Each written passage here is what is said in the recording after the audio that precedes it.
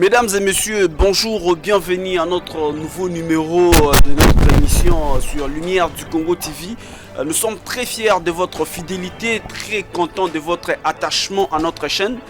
Nous alignons à la prise de vue et la réalisation notre ingénieur Fanny Chiswaka. Moi je m'appelle Gelor Kashita, je suis à la présentation et conception de cette émission. Aujourd'hui, comme sujet du jour, mesdames et messieurs, nous allons parler de la situation sécuritaire à l'est de la République démocratique du Congo. Je ne serai pas seul sur ce plateau, mesdames et messieurs, je serai accompagné de madame Exodus Lukombo, analyste politique et membre du collectif des communicateurs et défenseurs des institutions de la République. Mesdames et messieurs, je vous demande toujours partager nos émissions, toujours liker nos émissions, pourquoi pas vous abonner massivement à notre chaîne. Et je vous souhaite bonnes conditions d'écoute à toutes et à tous. Une fois de plus, bonjour mesdames et messieurs. Comme je l'avais annoncé dans les titres, je suis avec madame Exodus Lukombo, à qui je dis bonjour. Bonjour Monsieur Gelor, bonjour à tous les Congolais qui nous suivent partout à travers le monde. Bonjour à l'ingénieur Chiswaka Fanny derrière la caméra qui permet à ce que vous puissiez nous recevoir dans vos maisons, je voulais dire, avec attention et soin, comme disent les Quinois, avec propreté et attention. Ouais, madame Exodus, comment la santé, ça va? Bon, la santé physique, ça va, mais mentale, morale, non. Parce qu'avec la situation sécuritaire actuelle, la santé ne peut vraiment pas être bonne. Ouais. Nous sommes physiquement ici, mais tout notre cœur, toutes nos pensées, tout notre amour se trouve actuellement à l'Est, où se trouvent nos vaillants militaires en train de combattre et chercher à anéantir jusque les maigrichons de Rwandais. Oui, madame, en parlant de la situation sécuritaire à l'Est de la République, vous êtes communicatrice. Vous pouvez d'abord nous informer de ce qui se passe actuellement à l'Est de la République démocratique du Congo. Bien, merci. La situation, s'il faut en quelques mots définir ce qui se passe actuellement à l'Est, c'est la définition, elle est simple. Nous sommes dans une situation belliqueuse. Donc la guerre, d'une manière ou d'une autre, elle a déjà été déclarée. Pourquoi je dis que la guerre a été déclarée? Parce que nous pouvons les constater nous l'avons déjà constaté par la présence des 2 militaires rwandais sur le territoire congolais. Ces 2 militaires ont violé ce qu'on appelle en droit international. Ils n'ont pas respecté les frontières héritées de la colonie. En Afrique, parmi les droits qui nous régissent sur le plan régional, il y a le respect, l'intangibilité, la non-violence, la non-intangibilité des frontières héritées de la colonie. Mais ces 2 Rwandais ont violé, ces 2 militaires rwandais, parce que nous ne pouvons d'abord parler que des dés qui sont détenus, qui sont comme de pièces à conviction. Parce que les Rwandais, zoba qu'ils sont, ils ont pensé jouer comme toujours. Ils ont pensé que les Congolais étaient naïfs. Ils auraient dû abandonner ces 2 militaires pour dire que nous, on n'a pas violé la souveraineté ou l'intégrité territoriale congolaise. Il fallait pas abandonner Bango. Mais ils ont réclamé les 2 militaires que nous détenons, voulais-je dire. D'emblée, nous arrivons à conclure que ces 2 militaires avaient été envoyés par le gouvernement rwandais, par le pouvoir Kagame, les maigrichons Kagame, les moribonds Kagame. Sûrement que c'est un problème de tous, le problème donc l'affaire à l'Est de la République. Nous concerne tous. Ouais, nous concerne tous. Alors, si je vais bien comprendre, l'Est de la République, on a juste attrapé 2 militaires rwandais. Donc, sûrement que derrière ces 2 militaires, il y a vraiment... Non, allez-y papa. Ouais, derrière ces 2 militaires rwandais, il y a toute la République rwandaise qui se trouve derrière, qui se cache derrière ces 2 militaires. Et officiellement, on a détenu, on a arrêté les deux militaires rwandais. Les 2 RDF, c'est des RDF, donc du Rwanda Defense Force, ces deux du Rwanda Defense Force, ces deux militaires ont été la réponse à toutes les questions que les Congolais se sont posées depuis la nuit des temps. Mais nous parlons ici des deux militaires qui n'étaient que l'un des signaux forts envoyés par le Rwanda. Nous avions dit ici avec vous dans vos émissions et dans d'autres émissions, j'ai eu à dire que les M23 n'existaient pas. Derrière le M23, c'était le Rwanda. Les gens pensaient que les gens ont dit ça. Mais aujourd'hui, où en sommes-nous? Où en sommes-nous aujourd'hui, messieurs les journalistes? Nous pouvons aujourd'hui dire que c'est le Rwanda parce que aujourd'hui, c'est le Rwanda qui nous combat. Le Rwanda ensemble avec les M23, parce que quand on a eu à détenir ces deux militaires, on a repoussé les M23. Après, qu'est-ce qui s'est passé? Le Rwanda, M23 va changer même militaire. On a vu la présence de plus de 500 militaires rwandais sur le sol, les territoires congolais. Ils sont allés jusque, il y a qu'à occuper, il y a qu'à contrôler Bunagana.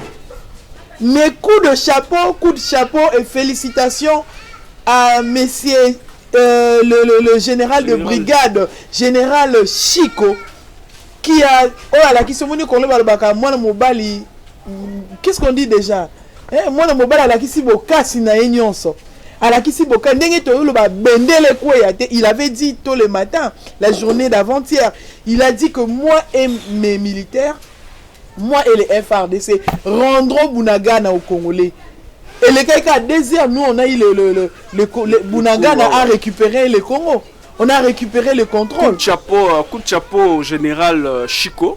Coup de chapeau, c'est un véritable Congolais. Si on avait des personnes comme général Chico, si on en avait seulement 5, je crois que à cette ère-là, l'Est de la République aurait pu être en paix. Donc, moi, je demanderai au président de la République, ce que je peux donner comme conseil au président de la République en ce moment, est que l'Est de la République, il doit d'abord revoir l'armée. Sûrement que dans notre armée, il y a beaucoup des infiltrés. Beaucoup des infiltrés. Si il peut revoir l'armée actuellement, et beaucoup de choses vont changer à l'Est de la République. Sûrement, en coulisses, il y a beaucoup des infiltrés, voire même les Rwandais dans notre armée. Et tout ça, c'est dit au recrutement du régime passé qui sont en train de revenir, le retomber qu'on a, de retomber actuellement. En fait, ça c'était, je pensais à ça avant de pouvoir conclure l'émission, chercher à faire quelques recommandations, donner des conseils comme vous venez de le dire et expliquer, mais d'abord commencer par expliquer au peuple pourquoi, parce que vous avez soulevé les problèmes de l'infiltration, pourquoi aujourd'hui notre armée, l'armée qui est devenue forte aujourd'hui, elle a été faible hier. Tout commence avec Mouzé Laurent Désiré Kabila, qui avait les soucis de pouvoir sauver le peuple zaïrois à l'époque, qui était sous l'emprise d'un chef dictateur, d'un pouvoir dictatorial, d'un pouvoir qui imposait tout au peuple. Mouzé, animé par ses soucis, également par les soucis, non seulement de sauver le peuple, mais de lui-même diriger la République, eh ben, il va s'allier, faire des alliances avec les Ndoki. À s'allier alliance occulte. Na Bandoki, qui sont les Ndoki, les Rwandais, les Ougandais, les vrais Ndoki de la République démocratique du Congo. Les Zimbabwéens. Les Zimbabwéens. Toutes ces personnes, mon frère, j'étais en train de faire rire aux amis. Je vais les répéter ici, histoire est bête à ma ceux qui battent la comédie Nzambalala qui a zotambola parcourir Mukilalali a commis na Congo. En Afrique, au Congo, Boyalali, la Kumbo, Otambola, Coltan, Iranium, terre arabe, argile, toutes ces choses, or, ça pèse sur moi. Bon, on a continué marche. Il a tout déposé au Congo. C'est pourquoi nous sommes les sujets du convoitise des autres. Les gens ont prêté qui Mouzé main forte. Mouzé pensait que ces gens-là, prêté qui main forte pour libérer Mobutu. Ces gens-là avaient des cartes. Ils avaient d'autres cartes qui étaient en dessous de leur table, que Mouzé ne pouvait voir. Et ces gens, qu'est-ce qu'ils ont fait du Congo? Ils ont commencé par violer nos femmes, violer nos hommes ici, violer nos enfants, ils ont alors violé la population congolaise. Ils ont cherché des stratégies pour intégrer les institutions. Déjà, Mouzia et Laki Baron, on a eu ici on a eu un James Cabaret. Le problème, c'est qu'il y a eu des accords. Oui, mais c'est ce que j'ai dit. Ce sont les retombées des accords, c'est ce que j'ai dit au départ, parce que les gens ne savent pas. Les gens voient la guerre aujourd'hui. Il faut leur dire que c'est la date de l'époque de Mouzé qui est allé faire des alliances avec eux. Et mais Mouzé m'a dit que ces gens avec qui je me suis allié, ce sont les mêmes personnes qui me combattent. Qu'est-ce qu'il nous a dit? De pouvoir les pourchasser. Donc, à mondialiser les Rwandais ici, on les a pourchassés parce que leur idée ne se limitait pas seulement sur le fait de pouvoir aider Mouzé, mais ils voulaient également s'accaparer du Congo. S'accaparer du Congo et en faire un État touti. Si déjà, il faut se poser un peu la question, Hermoko. Ce qui est déjà dans Rwanda, les Tutsis, combien de fois nous les Bantous qui sommes dans notre pays? Si déjà ils se sentent malins au point où ils veulent avoir tout. Entre eux d'abord ils se tuent. Entre eux ils s'entretuent.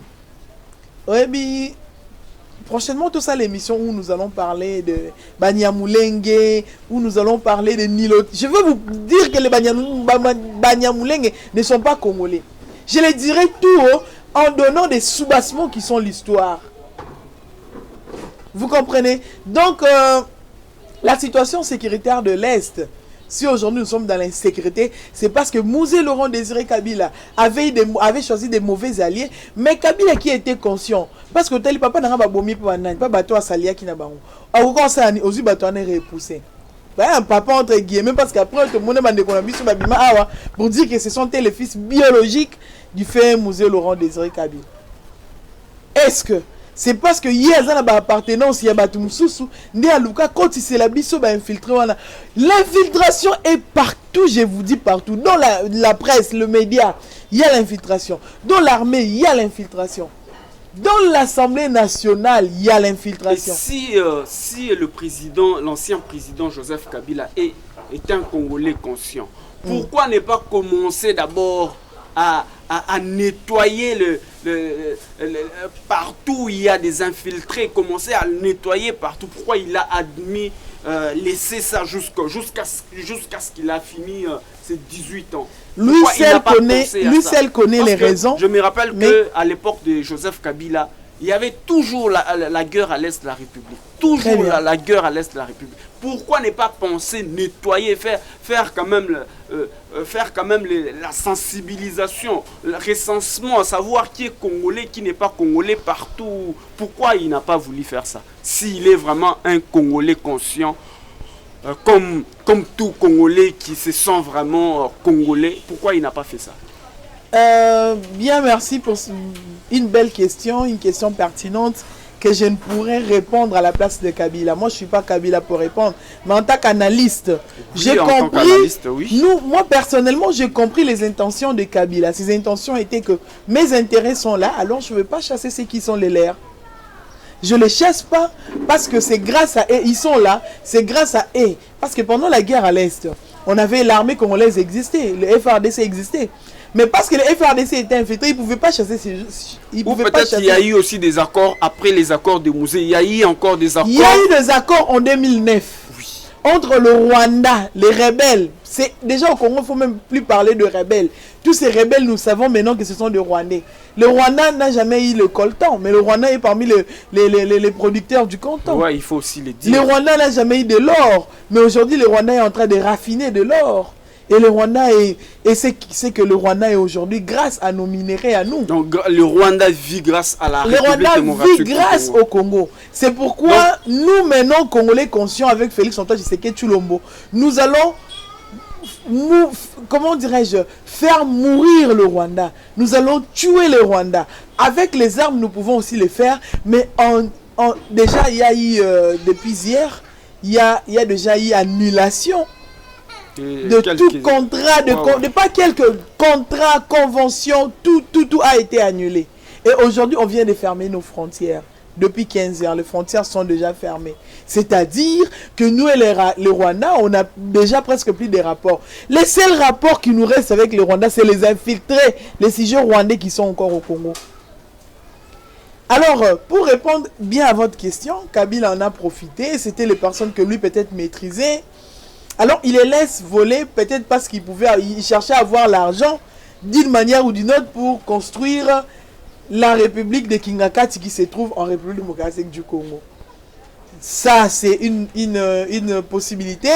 Peut-être parce qu'il veut acheter pas mal de motos pour bien structurer sa structure de rallye qui existe au Congo. On peut penser à toutes ces choses. Mais la bonne réponse, c'est que pourquoi, s'il faut que nous puissions faire des bonnes analyses, tout le Bakabila n'est plus, il est parti. Mais Moutazi pouvoir le lot, c'est Félix Antoine Tshisekedi Tshilombo. Pourquoi la Kabylie, la Kabila bouche, la guerre à l'Est, quelque chose.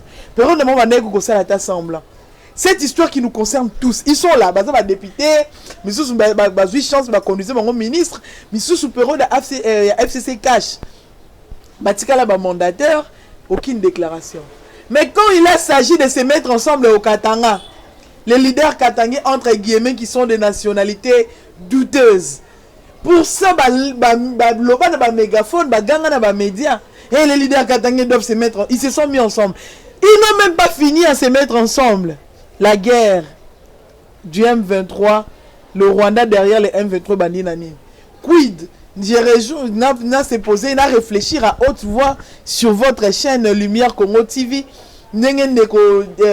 Didi Kinoa n'a réfléchi ça qu'à lobby. Est-ce qu'un complot? Est-ce que pur hasard pendant que Batukuna va se réunir à la guerre et bandit? Mais ce sont des leaders. Les leaders katangais, les Katanga c'est au Congo, ce sont des leaders congolais. Les gens sont en train de mourir à l'Est. Silence radio inédisme. Même lui, Joseph Kabila, c'est un leader congolais. Un leader, je ne dis pas un Congolais leader. Vous comprenez? Je n'ai pas dit ici un Congolais leader. Un leader congolais. Tous ces leaders congolais. C'est un président honoraire. Un président honoraire de la République démocratique. Silence radio, il pouvait venir avec son expertise. Il y a Lukuta. Oh, bah, il y a un M23. Parce que je vois des gens passer à la télé pour dire que les M23 en 2013 n'existaient plus. Kabila avait chassé les M23. Mais qu'ils viennent avec l'expertise. Ils se sont entendus. Boyo Kabana Maïnga, pour ça. L'élection, on a qui sous la constitution. Bah, on attaque na bino M23. Bozonga na bana mai to ça la paix. Comme ça, on Simba, constitution, on a vu en 2014, 2015, Assemblée nationale et Yindi, Sénat à l'époque avec Ken Wadondo. Voulons changer la constitution avec quelques dispositions constitutionnelles. Tout a été planifié, nous sommes analystes, pas pour rien. C'est parce que tous autant à signe, nous comprenons l'évolution on arrive à marier parfois des choses qui sont inédites, le rendre dites. Là où il y a des zones d'ombre, expliquer aux gens. Parce que le jour passe à la télé. C'est une question qui m'a été posée dans une chaîne de télévision. On me dit, mais madame, on a vu en 2013 Kabila a mis fin avec... mais qu'il nous montre les accords qu'ils ont signés avec les M23. Pas c'était en 2013. Avant ça, ils ont eu à signer des accords en 2009. Où sont ces accords? Qui viennent avec... Parce que même en droit, c'est ce qu'on appelle la jurisprudence. C'est-à-dire, si le juge est bloqué par des textes... S'il est bloqué, il peut se dire non. Mais si la loi ne dit mot, qu'est-ce que je fais? Il va alors se référer des jugements qui avaient déjà eu lieu. Il va faire la jurisprudence. À ça, il appelle la jurisprudence à juger en fonction de ce qui avait été fait avant. Nous aussi, aujourd'hui, on peut se dire bon. L'armée à l'époque était d'ailleurs beaucoup infiltrée. Aujourd'hui, comme on a chef de l'État chapeau bas également, nous avons quelques officiers, mais et si les caractères, mais sous bazar maman campagne voilà. misu baza na ba pigeon wana misusu baza na ba gombe awa il faut bango nyonso ba kende d'ailleurs toyoki kutu misusu banda kuna bango ba vandisa ba nani j'ai de voice ba vandisa ba infiltré rwandais. Alors, les chefs d'État doivent faire un toilettage. Ces gens, ils pouvaient venir, parce qu'il s'agit du Congo, il ne s'agit pas de Félix Antoine Tshisekedi Tshilombo. Ce n'est pas Mbujimaï, ce n'est pas Kassai qui a attaqué pour dire que c'est le cas Félix, mais c'est le Congo. Ils pouvaient venir, bon voilà, écoutez, nous en 2018, en 2009, comme en 2009 comme en 2013, écoutez ce qu'on a eu à faire. Référez-vous de ça. Essayez de mettre à jour, adapter par rapport aux situations actuelles et trouver des solutions. En parlant de leaders congolais, j'ai remarqué, on a remarqué un leader de l'opposition, Martin Fayulu, qui considère tout ce qui se passe, la guerre qui se passe à l'Est de la République, comme un manque de leadership de Félix Tshisekedi. Comment tu as analysé ces propos de M. Martin Fayulu, cadre de la Mouka? Ne cherchez pas à habiller ce que Martin Fayulu a dit. Ne cherchez pas, mon frère, à donner une bonne couleur, comme les gens aiment la couleur rose, comme la femme aime la couleur. Il a dit ceci, Martin Fayulu a dit que ce qui se passe n'engage, ce n'est pas un problème congolais. N'ont pas de problème face à ça, les Rwandais non plus. Ce n'est pas un problème des Congolais, un problème de Rwandais, mais c'est un problème des leaders. Ceux qui va leader Bazalaki, parce que lui fait toujours référence aux élections. Si, en quelques mots, tout simplifié, Martin Ngakalobake, ceux qui, Félix a triché qui n'a pas d'élection. Quand il dit que même le Rwanda, si le Rwanda avait des bons leaders, des leaders qui ne sont pas passés par des voies comme ça, le Rwanda n'allait pas, je ne sais pas ce qu'il sous-entend. Alors, c'est déjà absurde ce qu'il dit. Ce n'est pas digne d'un grand leader. Ça, ce n'est pas le temps de venir nous parler des élections. C'est ce que j'étais en train de dire, que c'est un problème de tous. Un problème qui nous concerne tous. Pourquoi il fait... n'endosse pas ces problèmes derrière Félix Antoine Tshisekedi Tshilombo qui a gagné des élections démocratiquement, parce que la démocratie, c'est le pouvoir du peuple par le peuple. Ce pouvoir-là que nous, les peuples, nous l'avons donné à Félix Antoine Tshisekedi Tshilombo. Il est témoin Martin Fayulu. Mais qui cherche... S'il veut se rattraper, qu'il cherche, par exemple, à tenir des propos qui vont aider le peuple congolais à comprendre sa congolité. Même la congolité de Martin Fayulu est devenue encore douteuse. Encore douteuse. Martin Fayulu, contexte ici d'India, je ne sais pas, des Camerounais, ceux qui sont sénégalais, qui a épousé une femme camerounaise, ça c'est son choix. Mais moi je ne descendais pas dans des débats pareils. Aujourd'hui, dans autres qui dans le débat, on a parce que je me dis, un leader congolais. Les autres leaders, oui, ce sont congolais. Parce que moi, je suis en train de me demander pourquoi un Congolais conscient, en ces moments, il doit penser aux élections, penser au leadership, penser au... Parce qu'en ces moments, on doit nécessairement se concentrer. C'est la sécurité. Ouais. Parce que même quand il y a la guerre, dans une situation belliqueuse, les élections ne s'organisent pas. Ouais, normalement. Dans une situation belliqueuse. Ça c'est une affaire de tous. À l'est de la République, nos frères sont en train de mourir, mais Martin Fayulu se contente de dire que si les élections, on ne va pas se concentrer. On n'est pas conscient. Je salue mon frère ici, je l'appelle le Turc congolais, Ndeko 7. Qui, vous voyez, moi, je quand même à comprendre mon matière, Ndeko 7. Il est internationaliste. Qu'est-ce qu'il donne des conseils? Il dit que le chef de l'État a utilisé toutes les voies diplomatiques, toutes les voies pacifiques qui n'ont pas marché. Alors tout qui est na voie, tout qui est na go. Tu vois les militaires, les policiers là, na front, na petite barrière. Mouté mais sous qui a la vie, na temi na barrière pour nous ta barrière. Bien bon sabiso. Na longo la respect nous ça na à fond le feu. Ta.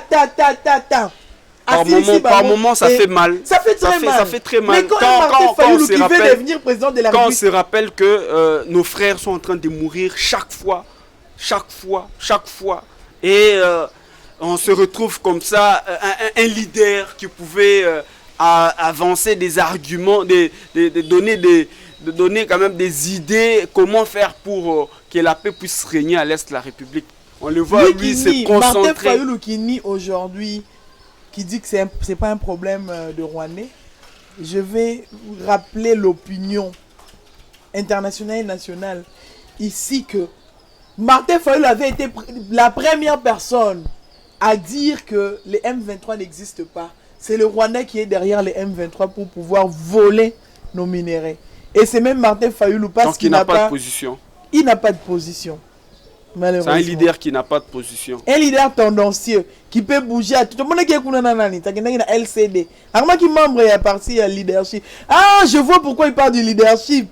Il dit que Félix n'a pas de leadership parce que son président Matata Pogno a le leadership.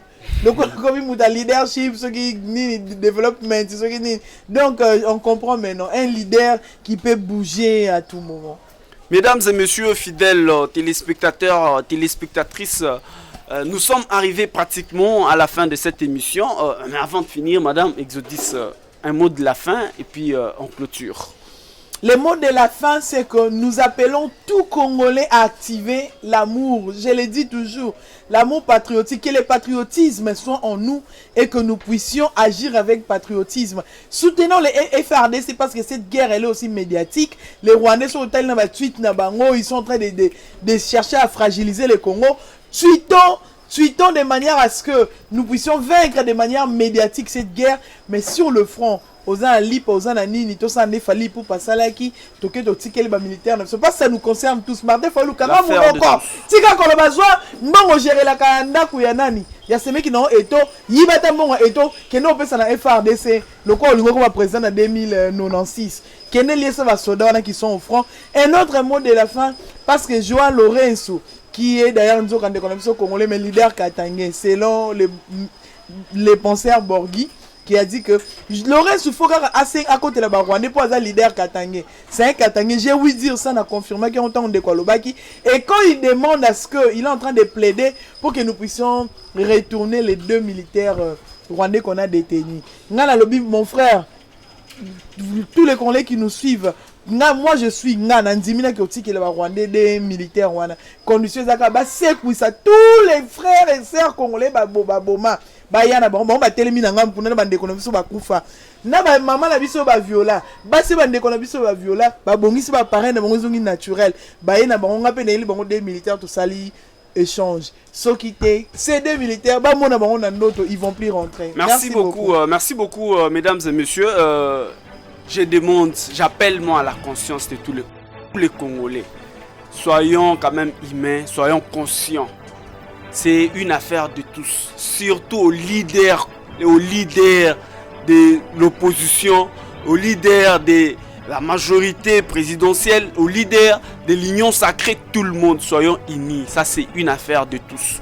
Donc, je demande toujours l'unité à tous les Congolais en ce moment où nous sommes attaqués par le M23 et le Rwanda.